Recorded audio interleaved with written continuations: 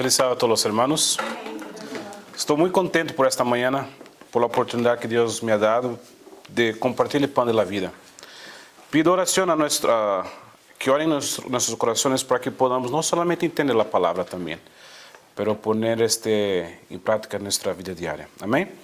Les invito para que abran sus Biblias en el libro de Marcos, capítulo 5, versículo de 1 a versículo 20. No quiero leer todo por cuestión de tiempo, pero esta va a ser la base de nuestro sermón. Trata de una persona, en realidad son dos, vamos a estudiar un poco más detalle, de una persona que estaba posesa por demonios. Es una historia un poco triste en realidad, porque cuando comenzamos a leer la historia, vemos que por lo menos lo que yo pude ver de toda la Biblia, hay solamente un pasaje donde dijo Jesús, no me vas a seguir. Porque todas las otras historias, cuando alguien llegaba a Jesús y decía, Señor, te quiero seguir, y Jesús decía, hacía invitación, sígame a mí, ¿verdad? Solamente una única pasaje hasta ahora. Si ustedes conocen otra, por favor, déjenme saber, pero solamente esta pasaje que Jesús dijo, no te quedas. La historia se da cuando Jesús llega, cruza el mar, llega a la playa. Cuando él llega a la playa, de acuerdo con lo que está escrito en Marcos, Jesús encuentra un hombre que estaba poseso por demonios. ¿Y qué pasó? Este hombre endemoniado comenzó a atacar. Y la manera que describe es algo horrible. Vamos a encontrar un poco más detalles después. Quero hablar un poco más detalles, nomás contando la historia. La manera que miraba ese endemoniado era algo terrible. Como que las carnes habían sido dilaceradas, ¿verdad? Las cadenas no podían sostener estos hombres. Y con las cadenas ya se había rompido. Imagínate usted romper una cadena. Para nosotros humanamente hablando es imposible, pero ellos habían rompido las cadenas. Y de acuerdo a lo que está escrito en este pasaje, nadie pasaba por ahí, porque era muy peligroso, ¿verdad? Y siguiendo la historia, Jesús llega, como que se va a atacar a Jesús, pero se pone rodilla y dice que, Señor, ¿qué tengo yo contigo? ¿Verdad? Y Jesús libra este hombre de los demonios. Y el demonio dijo, Señor, pero ¿sabes qué? Déjame que vaya con los puercos. Y Dios se ha dado permiso. Jesús dio permiso para que fuera a los puercos. Y con los demonios va a los puercos, los puercos saltan al mar y mueren todos. Creo que había como 5,000. Había bastante puercos ahí. ¿Y qué hizo la ciudad después que supo lo que se pasó? ¿Les gustaron a ellos? No. Como dice la historia, ellos como se enojaron, porque tuvieron un prejuicio muy grande, ¿verdad? Entonces dijeron a Jesús que se fueran. Los discípulos que estaban ahí han intentado, no, pero ¿sabes qué? Intentaron hacer algo. Mira lo que hizo Jesús, mira lo que hizo Él. ¿Cómo lo va a echar afuera de esa ciudad? Y le comenzó a contar lo que pasó. Pero lo que es más interesante, al final, versículo 18 y 19, después que pasó todo eso, Jesús ya se estaba yéndose, ya estaba en el barco, al mar, vino los dos hombres, viene este hombre, ahí dice un hombre, y llegó y dijo al Señor, Señor, permítame para que yo vaya con usted, que vaya contigo. Y que dijo Jesús, no, te quedas. Es triste, ¿no? Después de una historia tan sufrida de este hombre, ahora que está liberto, sano, por fin tendría una familia, alguien que pudiera dar valor. El Señor dijo, no, te quedas. Vete a tu familia y habla a ellos cuán bueno Dios ha hecho contigo. No sé, a mí me pareció curioso. ¿Por qué Jesús no le permitió que siguiera a él? Primero, vamos entender aqui. En el libro de Marcos, capítulo 5, versículo 2, ahí dice que había solamente un nombre.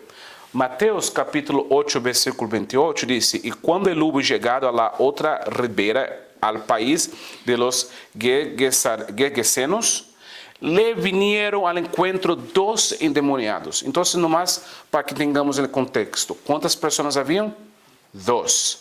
Pero el texto, un texto dice uno, el otro texto dice dos. Pero el Espíritu de Profecía nos trae un poquito más de luz.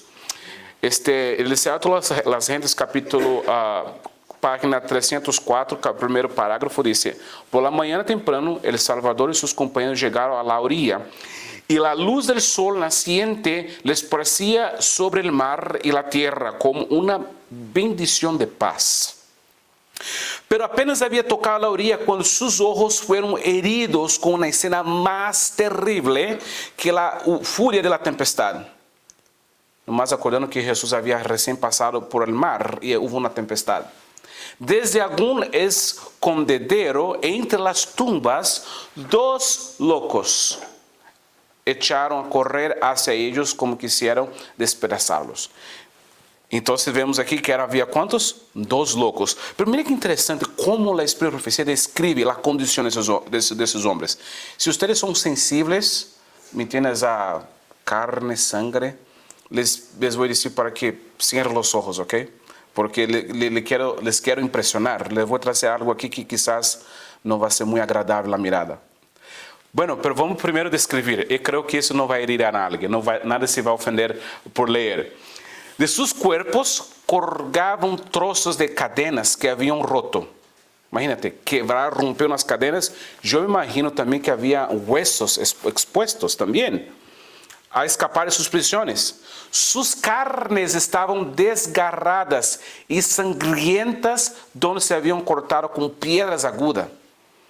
A través de su largo y enmarañado cabello, fulgaban sus ojos, y las mismas apariencias de la humanidad parecían haber sido borradas por los demonios que los poseían, de modo que se asemejaban más a fieras que a hombres. Tengo que enseñar alguna foto, usted ya entiende la condición de esos hombres. Imagínate.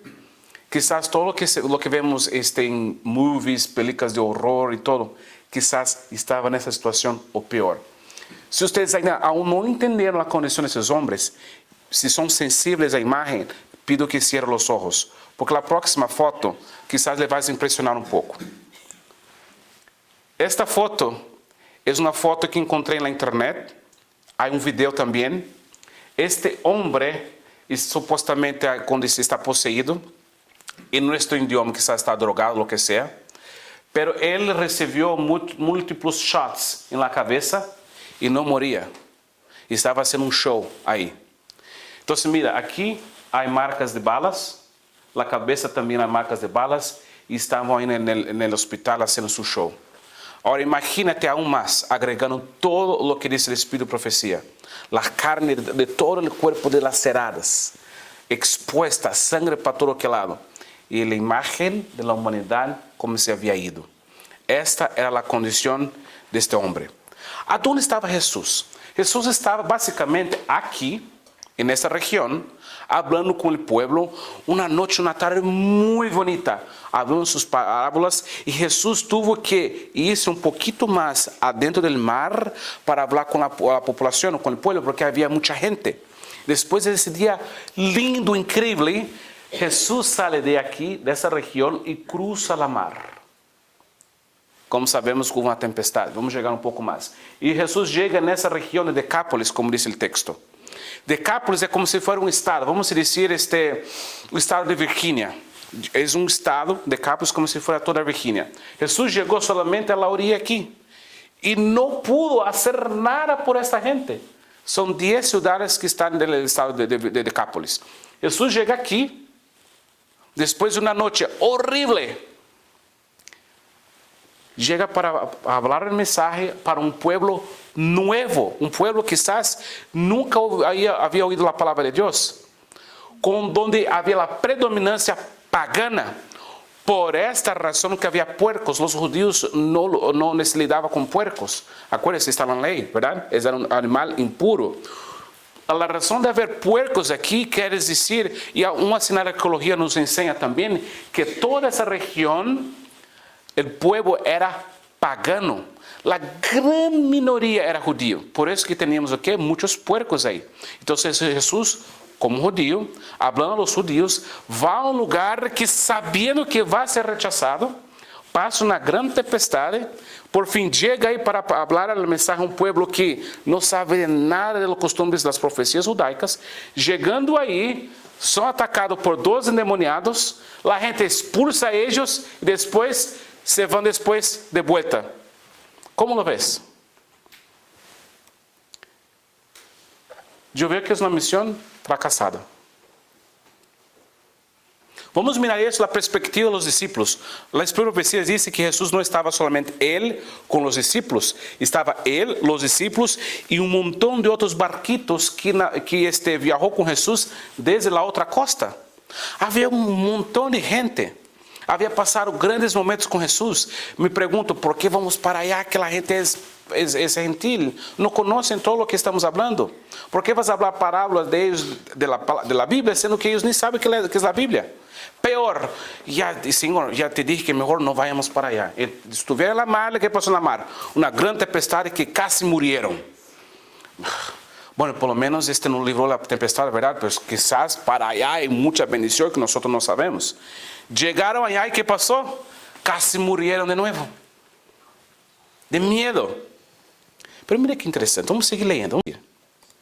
A mim, o viaje hasta ahora não hizo muito sentido. E vêm a Jesus e vê a ele que havia sido atormentado do demônio. E chegou allá, Jesus salvou, houve um milagre, então por lo menos ha valido a pena estar aqui. Porque esses 2 endemoniados agora estão quê? Sanos. Mas mira, vamos seguir. E atormentado do demônio, e aquele que havia tenido a legião sentado e vestido, e em seu juízo cavalo. E tiveram medo. E les contaram os que haviam visto como haviam acontecido al que havia tenido o demônio. E los puercos, ou seja, a gente que mirou todo isso, contou a cidade o que havia passado. E começaram a rogar-lhe que se fuessem de los términos de ellos.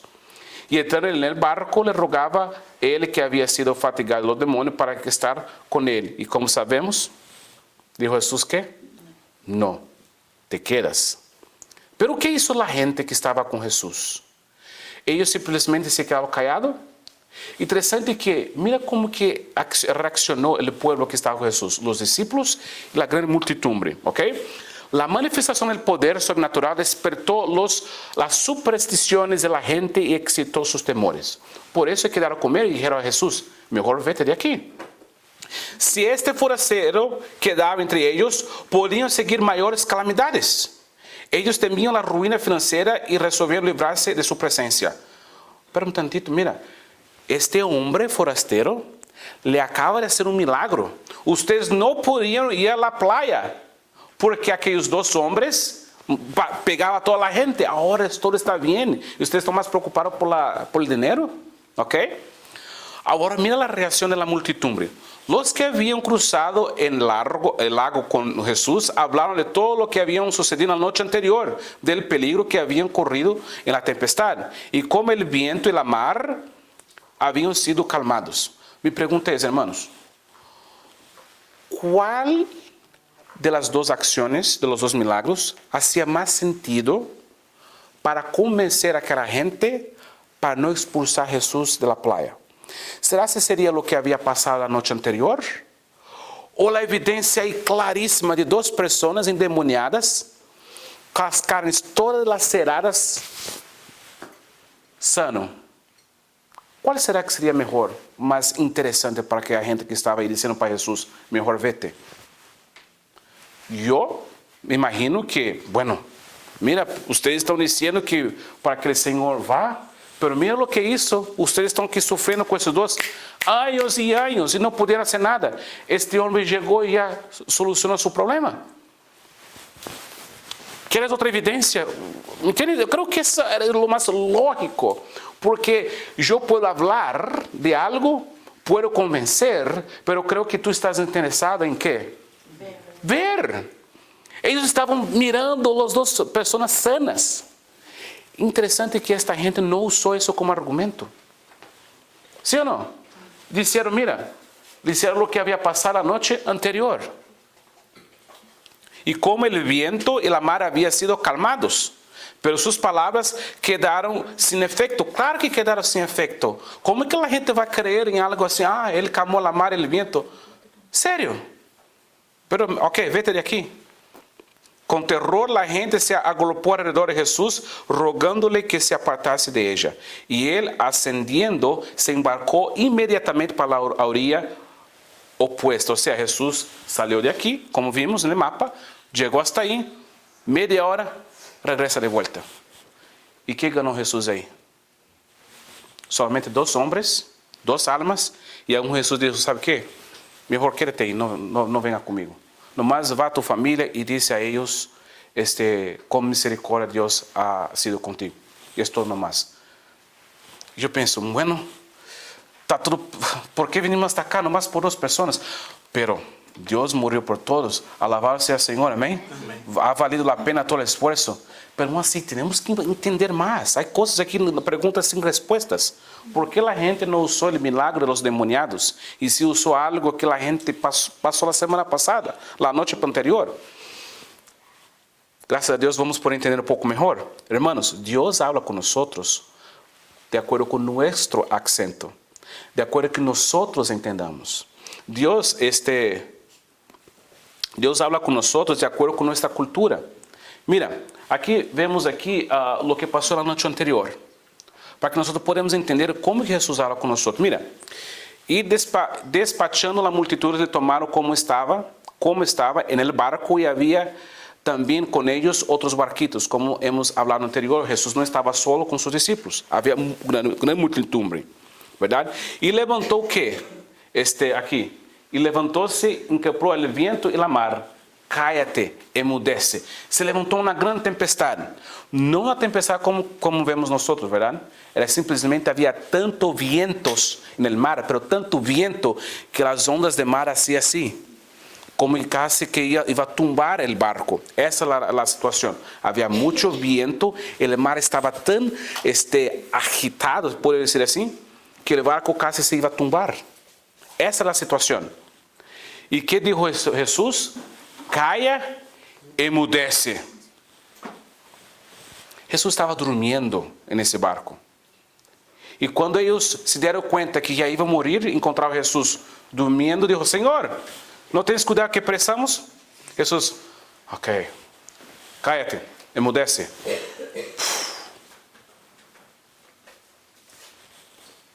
Y a ellos dijo, ¿por qué así estás amedrontados? ¿Cómo no tenéis fe? Y temieron con gran temor. Y decían uno al otro, ¿quién es este que aún el viento y la mar le obedecen?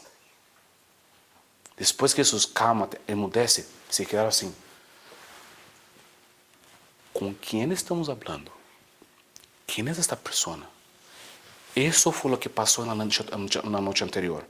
Pero ¿por qué eso ha sido más, ese milagro ha sido aún más grande de que curar 2 endemoniados?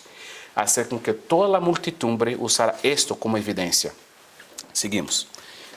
Aquí vamos. Dios habla con nosotros con nuestro acento. La manera que nosotros entendamos. Veo que todos están con sus zapatos, ¿verdad? Pero les puedo decir que ustedes están mal. Porque de acuerdo con la Biblia dice, tienes que andar descalzos. ¿Conoce esos versículos? ¿Sí o no? Quiero que leamos. Éxodo, cuando Moisés habla con Jesús, con Dios, ¿qué dijo el Señor? Quítate sus zapatos porque el lugar donde estás, ¿qué es? Santo. Dios está presente en nuestro medio, ¿sí o no? Sí, amén. Creo que tuviéramos que dejar nuestros zapatos allá afuera. Bueno, no soy yo, aquí está escrito. Josué capítulo 5, versículo 15, así dice lo mismo. ¿Quién tiene el versículo? ¿Quién quiere leer por nosotros? Quizás estoy mal, no sé, quizás estoy mal. Josué capítulo 5, versículo 15. ¿Qué está escrito ahí? ¿Quién tiene? Quizás yo estoy mal, puede estar equivocado, pero déjame ver si entendí bien. El príncipe del ejército de Jehová respondió a Josué, quítate el calzado de tus pies porque el lugar donde estás es santo. Bueno, Josué así lo hizo. entonces no soy yo que estoy diciendo. Está escrito para que te quiten los zapatos. Por tanto, si Dios está aquí hoy, supuestamente tenemos que estar aquí por qué tenemos los zapatos entonces, hermanos? Ah, qué feo, ¿no? A ver, por eso, Dios habla con el hombre de acuerdo con su acento, de acuerdo con su cultura. Porque si no es así, no vamos a entender. Solamente en toda la Biblia, solamente esos 2 versículos dice eso. ¿Por qué? Es una cultura egipcia. Esa es una tumba, se me olvidó el nombre de la tumba, pero no nos interesa, no más interesa la evidencia. Aquí hay un montón de fotos, ¿verdad? Ellos entendían que siempre cuando estaban ellos, los egipcios, en la presencia de una deidad, donde iban a recibir un don, un mensaje o algo, ellos entendían que ellos tenían que quitar los zapatos como una señal de reverencia. Mira lo que estamos aquí. Los arqueólogos dicen que estas personas están en una posición de culto. Ellos no tienen los zapatos. El esclavo o el siervo agarraba el zapato del Señor, ¿ok? Y todos ellos aquí no tienen zapatos. De acuerdo con la cultura egipcia, si vas a hablar con Dios, o vas a hablar con un faraón, lo que sea, o estás en una posición de culto, tienes que quitar lo que? Los zapatos. Por eso, curiosamente, en la Biblia, solamente esos 2 versículos piden para que esas 2 personas quiten los zapatos. ¿Cuál era la cultura de esas 2 personas, Moisés y Josué? ¿De dónde vinieron ellos? El Egipto. Ellos tenían lo que? La cultura egipcia. Ellos entendían que siempre para hablar con Dios, tengo que quitar lo que? Los zapatos. Por eso que Dios habla con ellos y dice, mira, ¿sabes qué? Yo soy Dios. Oh, ¿en serio? No, soy Dios. Por tanto, quita los zapatos, porque aquí donde estás es que santo. Ellos entendían que estaba hablando con quién, con Dios. Vamos traducir essa outra palavra, ok? Não estou falando agora desde como entendemos nós. Estou falando agora como que culturalmente nós, como seres humanos, entendemos isso, ok? Podemos discutir o que está escrito na Bíblia, pero ¿qué es esa foto? ¿Qué representa a ustedes? Infierno. ¿Ah? El infierno. Infierno, pero no está escrito infierno. ¿Cómo ustedes entienden que es infierno? ¿Verdad? Es normal. Nosotros como humanos entendemos que esto es el infierno. ¿Con base de qué? Con base del Nuevo Testamento, con base lo que dice Jesús. Podemos discutir doctrina, teológicamente lo que sería el infierno, pero como todo entendemos que hoy el infierno es algo que tiene fuego, es algo donde van las almas, las personas que se pierden y todo más. Nomás una foto diciendo todo. ¿Cuál era la visión del infierno de este pueblo antes de Jesús? Era al revés. No era el fuego. ¿Era qué? El mar y el viento. El mar era algo así, hermanos, que nadie podía dominar.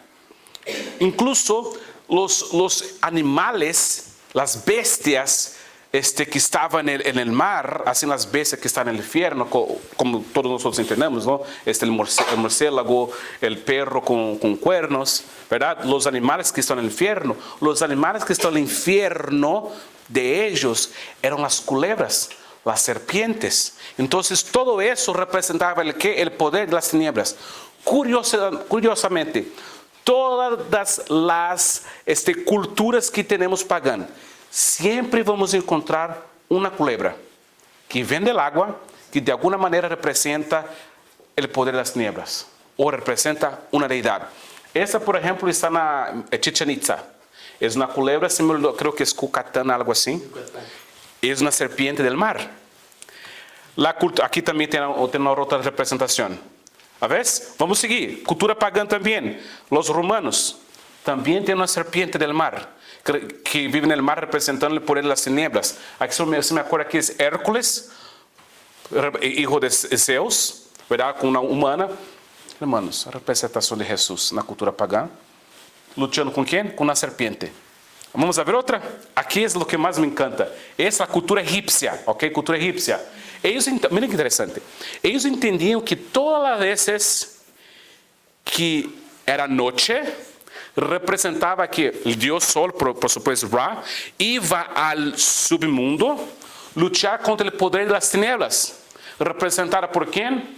Por una serpiente que es Apóps. Ellos iban en un barco sobre el agua, por supuesto, luchar contra esa serpiente. Y ellos entendían que si los dioses perdieran esa pelea, no iba a haber sol en el siguiente día. Por eso las dos últimas plagas ha sido un caos en Egipto, porque el grande oscuro representaba ¿qué para ellos? Los dioses murieron. De nuevo, el Dios luchando con ¿qué? Poder de las tinieblas. Entonces para ellos decir, mi Dios es súper poderoso, tiene poder contra la maldad, puedo confiar en Él que nada va a pasar conmigo. Es que un Dios que lucha con una serpiente. Es un Dios que tiene poder de las tinieblas. Es un Dios que puede dominar el mar. Es un Dios que puede acalmar los vientos. Vientos representan calamidad, problemas, caos. Es la visión humana. Así como nosotros, como visión humana, entendemos que es infierno. Así ellos entendían el infierno. ¿Será que Dios ha hablado de esta misma forma en la Biblia? ¿Cómo Dios habló con nosotros de acuerdo con la visión de la cultura? Vamos a leer. Salmos 74, versículo 13. Tú hendiste la mar con tu fuerza, quebrantaste cabezas de ballenas en las aguas. Imagínate, nosotros podemos mal pescar una ballena chiquita. Tú solito, magullaste la cabeza del Leviatán, dístelo por comida al pueblo de los desiertos. Tú abriste fuente y río, tú secaste ríos impetuosos. ¿Pero qué es el Leviatán? Vamos a seguir leyendo. En aquel día Jehová visitará con su espada dura, grande y fuerte, sobre Leviatán, serpiente rodiza. Hablamos que en toda la cultura tenemos una serpiente representando ¿qué? Por las tinieblas, que era una serpiente del mar, y el mar representaba ¿qué? El infierno. Y sobre Leviatán, serpiente retuena, y matará al dragón. ¿Dónde está el dragón? ¿Jesús está diciendo que la cultura de ellos estaba correcta? ¿O Jesús estaba hablando en su lengua? Vamos a seguir leyendo. Sacarás tú el Leviatán. Esa historia es linda. Después que Dios está hablando con Job, después que pasó toda su vida, ¿sigues tú, Job, discutir conmigo? ¿Tú tienes el poder que tengo? ¿Tienes poder tú contra el Leviatán? ¿O si sacarás tú el Leviatán con el anzuelo? ¿O con la cuerda que le echares en su lengua? O sea, tú puedes, ¿cómo se dice? Pescar el Leviatán en la mar. ¿Qué Dios está diciendo? Yo tengo el poder sobre las tinieblas. Yo tengo el control. Es lo que está diciendo, hablando con el mismo acento.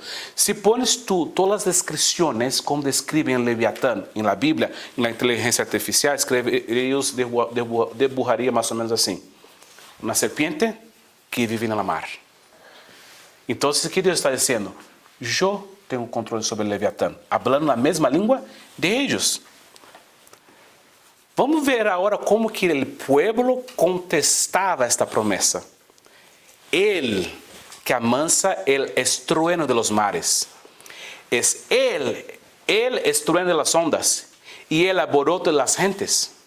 O sea, Él tiene dominio sobre ¿qué? Las aguas. Tú, Señor, tienes dominio sobre la bravura de la mar. Cuando se levantan sus ondas, tú las sosiegas. O sea, el pueblo hablando la misma cosa. Los dos estamos conversando la misma cosa. Tanto aún con la cultura pagana, ahora en la Biblia, como Dios está conversando. Mira, no son sus dioses que hacen eso. Yo hago eso para ustedes. Yo les protejo. Y Él dijo, Él hizo saltar el viento de la tempestad, que levanta sus ondas. ¿Quién subió al cielo y descendió? Proverbios 30, versículo 4. ¿Quién encerró los vientos de sus puños? ¿Quién ató las aguas de un paño? ¿Quién afirmó todos los términos de la tierra? ¿Cuál es tu nombre? ¿Y el nombre de su hijo? ¿Sabes? Hermanos, lo que ese texto nos quiere decir, muy bonito, ¿no? Dios es el único que puede, ¿qué? Calmar el viento y las aguas, las tempestades en nuestra vida. Dios es el único que nos puede traer la paz. Es muy bonito, hermano, ¿verdad? Pero no es eso lo que está diciendo todo eso. No es eso que Dios está diciendo. En otras palabras, ¿qué es que Dios estaba diciendo para todos ellos? Vamos seguir leyendo. Los que habían cruzado el lago con Jesús hablaron de todo lo que había sucedido la noche anterior, del peligro que habían corrido la tempestad y cómo el viento y la mar habían sido calmados. ¿Qué es que el pueblo estaba tentando decir para ellos? Ustedes están expulsando Dios.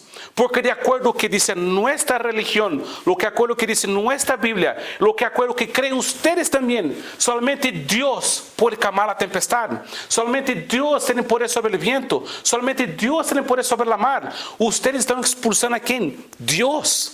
Por esto, hermano, lo que pasó la noche anterior era mucho más fuerte do que solamente la cura de esos dos endemoniados. Pero ¿qué? Sus palabras quedaron ¿qué? ¿Por qué quedaron sin efecto, hermanos? ¿Sabes por qué? Palabras pueden hasta convencer, hermanos, pero no cambian. No importa cuánto tú conoces de la Biblia. No importa el poder que tienes de convencer a algo en lo que está escrito. Si tú no traes la cicatriz, la evidencia en su vida, nada se va a pasar. Solamente las cicatrices cambian. Ahora começa a ser um pouco mais sentido, porque aqueles dois endemoniados quedaram para trás. Vamos seguir lendo? Mas Jesus não les permitiu, sino le dijo: vete a tu casa, a los tuyos, e cuéntales cuán grandes coisas el Senhor ha hecho contigo, e como han tenido misericordia de ti.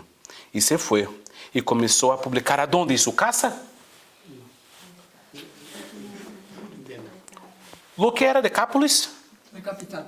Todo el estado, 10 ciudades, toda Virginia. No solamente fue a su casa, papá, mamá, después de 15 años, aquí estoy curado, ¿sabes por qué? Encontré Dios y me libertó. No quiso quedar solamente ahí, fue a toda la Virginia, a todos los Estados Unidos, a todo el estado. Es lo que está escrito aquí, ya vimos, hemos visto, hermanos. Ele foi a todo Decápolis, aqui estava ele. Ele não somente foi a sua casa, ele foi a todo Decápolis. Imagínate, hermanos, quão incrível ia ser os testemunhos dessa pessoa. Chegava na cidade, a pessoa dizia: "Uau! E essa cicatriz em sua cara? Que passou em seu braço?" Se tens tempo, eu te posso contar o que passou. Se passou quando encontrei Jesus.